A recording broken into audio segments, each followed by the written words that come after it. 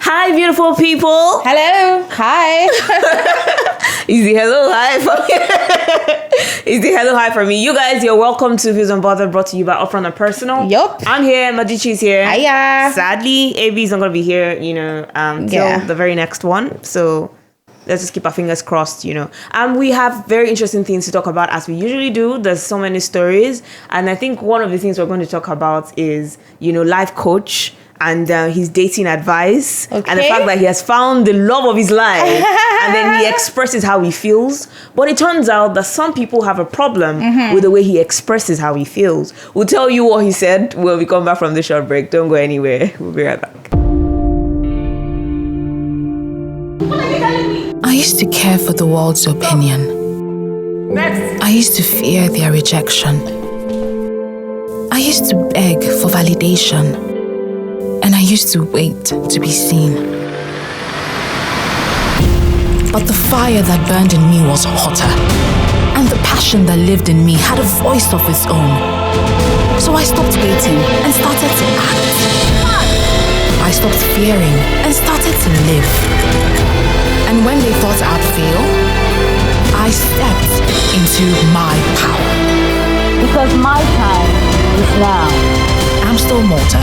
Be your best. Fuze Unbothered. So this life coach, Solomon Buchi, whom a lot of people know, I think on Twitter and on Instagram, for giving hot takes on different issues. Relationship advice. Very recently, I think. He's been doing it for, Okay. So I like that. And now recently he starts to, I think he's gotten engaged to the love of his life. I don't want to mention the name of this amazing woman. Should I Of course, why not? Okay, Arike, you know her already. I mean, if you know him, you already know her. So he's been talking about her recently on social media, about how good she is, about how he's, found her, and, all the amazing stuff that there is to love. And everybody has been like, God, when, and all of that. But very recently, he comes out and he says, Arike is not the most beautiful woman. Arike is not the most intelligent woman. And he goes on to say other things. And along the lines of what he says she's not the best, right? David, the way you're saying it, he was actually. No, I know, but that's not exactly how he. But I'm just sort of, doing a summary of some of the things that he said, and he says she's not the best, but I've seen the best in her. He says she's not the most beautiful woman, she's not the most intelligent woman, but she's just exactly what I need for me right now. A lot of people have issues with that, with some of the comments that he made in that statement. And people have picked those lines, these same lines that I highlighted. They've taken it and they said, no, we're fighting for Arike, you can't say this, and all of that. And they went to go and fish out a statement that he made from 2020, where he was... so I'm not surprised, because Solomon Buchi has always been that person that, he's always been giving us steady on the internet, especially as regards relationship. Like, if you need any advice, coaching, or anything that has to do with relationship, is always there. So when he got engaged, it wasn't surprising that people were really, really waiting. Interested. And Who is this woman? If you follow him on social media, you will see that he's been giving us tips on how to be in a long distance relationship, how to find that woman. I think he's even doing a Zoom meeting with them soon concerning all that and all. So like you said, concerning the tweet, I don't blame people for coming at him. This is social media.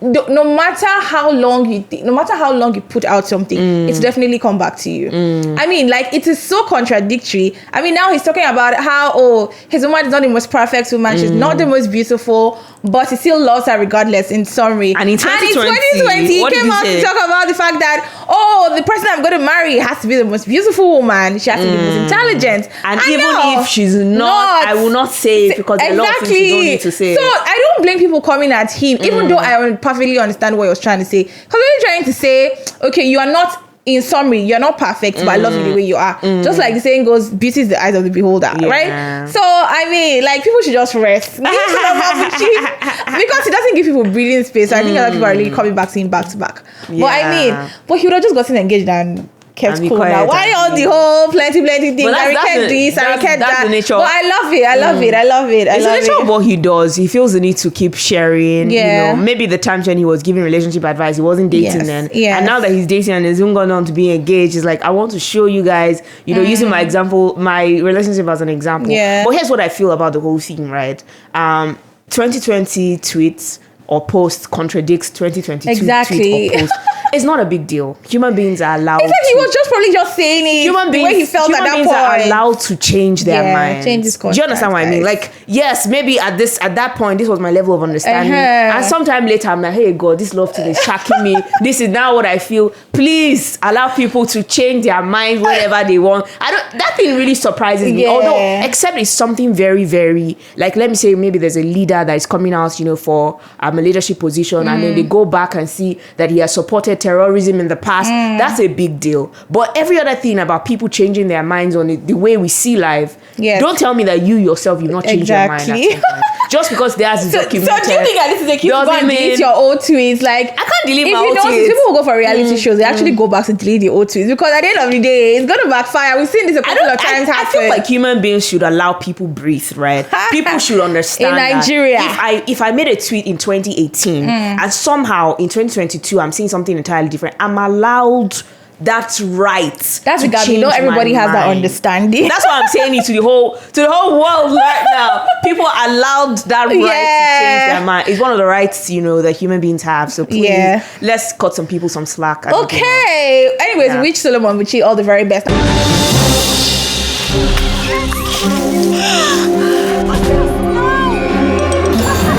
Multina, share happiness. Fuze Unbothered. Now, still on relationship and still on dating, there was a recent video released on the internet about popular Nigerian actress Halima Abubakar.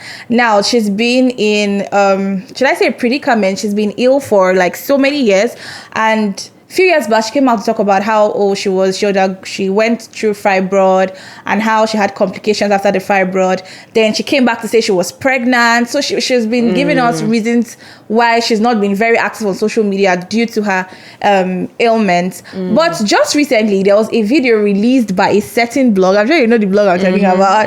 Talking about how all those things were lies, right? She was actually in a relationship with a certain pastor, a very, very popular pastor. Controversial, very controversial pastor. And this is not the first time he's been having really affairs with so many actresses, especially people in the entertainment industry. And now she came out to talk about how she's been pretending all this while, and that people should be very careful, like not all that glitters is gold and all of that, which was really quite sad. I mean, if you really follow her, you will see how, I can believe the lies, because like seeing her, like, if you follow her, you will see that she was always posting back to back. And imagine her saying that all the time she was posting, she just had to put on makeup to act like she was okay. And I want to talk about the fact that it is very predominant in our country, especially with trying to feel among. Social media will make you do things you don't want to do and all of that. But we can't really say categorically why people who end up with this particular pastor have one issue or the other. This is not the first time. We've had a lot of people come out to talk about how they are no longer interested. He's using them for rituals and all of that. Wow. So I just wanted us to relate it to.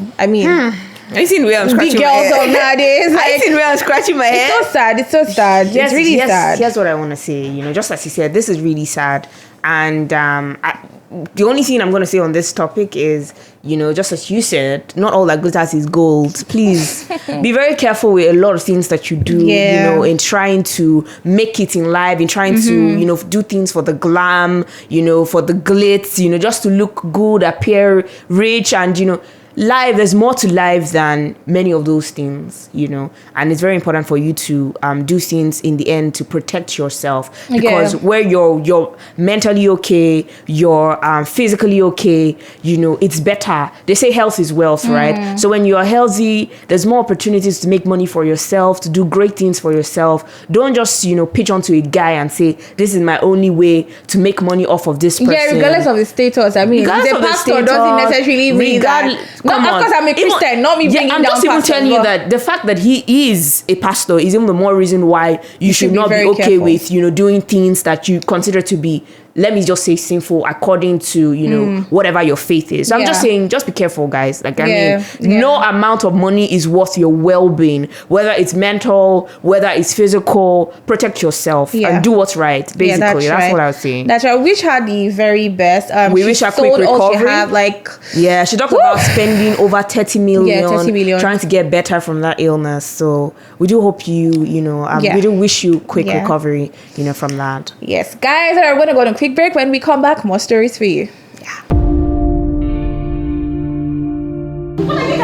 I used to care for the world's opinion. Next. I used to fear their rejection. I used to beg for validation. And I used to wait to be seen. But the fire that burned in me was hotter. And the passion that lived in me had a voice of its own. So I stopped waiting and started to act. I stopped fearing and started to live. And when they thought I'd fail, I stepped into my power. Because my time is now. Amstel Malta, be your best.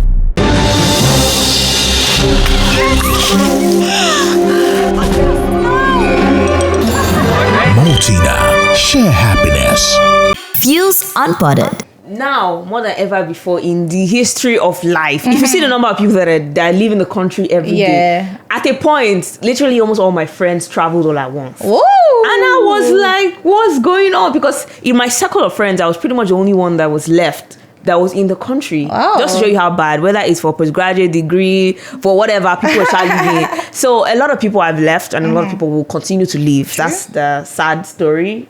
Unfortunate, it's a mix of both of them, but a particular woman has come out on social media to talk about how, this whole jackpot idea of leaving the country, raising your family outside has its good sides. She talked about the good sides, but she also highlighted the bad sides. And she was like, parenting, it gets really hard when you go outside of the country, to have your children. She talked about, how, you can get sued for negligence. She mentioned a woman that just went into the convenience store to pick something. By the time she came back, security officials were interviewing her children. She also talked about, she gave an example of a child living in Nigeria here now, how the girl likes to dress up like a girl sometimes, dress up like a guy sometimes. She said if it were to be that she was raising that particular child abroad, people would have started trying to force a particular form of sexuality on her and all of that. And she was basically saying, you know what? It's important to be very careful. If you say you want to raise your child abroad, please consider all that comes with, raising children abroad. Yeah, I kind of get what she was saying. I mean, not everybody, we're not really prepared for that side. We just want to leave the country, which I quite understand with the whole insecurity, everything happening, bad things happening in Nigeria. We just want to leave, just leave this side of this part of the world, right? But we're not really prepared for the societal changes it comes with, like the social changes it comes with. Like example she gave, in Nigeria, you can leave your child in a car for 10 minutes. Nothing will happen. Nothing will happen. But over there, it's really, really... Did you even see the example of a cat? Just kicking a cat. Because of the way, they really take animals, they're like human beings. So I think it's just a lesson to us that we'll just be prepared. Before you say you're leaving a country to another country, try and make research. Try and talk to people who have been there for years. Try and understand their culture, ideologies and everything. Of course, it's not really easy to adapt, but with time. And it should cut some people some slack now. How will you just come to a country and you expect us to just, know everything, like do's and don'ts? Which cutting slack? Do you think it's Nigeria? Cutting slack care. It's too much now. Why would you arrest me because I left my kids to go? No, they were even interviewing the kids. That was how bad it was. Because they wanted to be sure that, these kids are in good position. Yeah, it's actually their even mom that would keep them there. And I think it's not bad. It's good. It's a good thing because if it was happening in Nigeria, you will literally be on your own. So there's a good and bad side, of everything. She gave also an example of how, parents can be taken away from their children. Let's say a child comes out and says, oh, this is the particular sexuality I'm going with. And parents are like, no, I'm against it. We're Africans. We don't believe in that. Not here in Nigeria. They will take your child and put your child in foster home and tell you, okay, goodbye. You don't own your child anymore. So be prepared for all of that, and it's easier for the parents to adapt. But sometimes raising children in that that kind of environment can be pretty challenging, you know. But all the same, if you feel the need to, you know, please, dear, you have the chance. Move.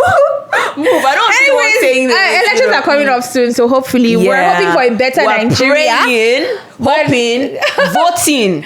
Get your PVC, guys. A better Nigeria. Yeah, that's right. All right, guys, that's much we can take today on Fuze Unbothered. Don't forget to join the conversation on Instagram at Fuze_local. Follow us on YouTube at The Fuze. Follow me on all social media platforms at _Madichi. Find me on Instagram at Gabby.Gabby. All right, guys, until next time, stay fused. Upfront and personal, world-class business, world-class consultants.